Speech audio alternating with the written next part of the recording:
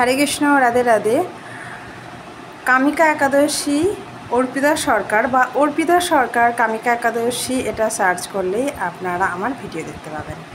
তো আসল কথায় আসি, কামিকা একাদশী তো চলেই গেছে, এখন আসছে পাণ্ডব নির্জলা একাদশী। কালকেই আমাদের পাণ্ডব নির্জলা একাদশী। সবাইকে জানাই অনেক অনেক শুভেচ্ছা এবং অভিনন্দন। সবাই খুব সুন্দরভাবে পাণ্ডব নির্জলা একাদশী পালন করবেন। তো হাতে তালি দিয়ে হরিনাম করা, কেন আমরা হাতে তালি দিয়ে হরিনাম করব?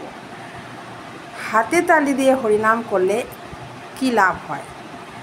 একটা গাছের নিচে কিছু পাখি বসে আছে, সেই গাছের নিচে গিয়ে আমি যদি হাত তালি দিই তাহলে পাখিগুলো উড়ে যাবে। ঠিক সেভাবেই আমাদের শরীরে কাম, ক্রোধ, লোভ, মদ, মোহ, মাশ্চর্য এই 6টি জিনিস আছে। এই 6টি জিনিস যদি আমরা নিবারণ করতে চাই তাহলে হাতে তালি দিয়ে হরিনাম করলে এগুলো আমাদের নিবারণ বা উড়ে যাবে পাখির মতন। তা আপনারা অবশ্যই হাতে তালি দিয়ে হরিনাম করবেন। রাধে রাধে।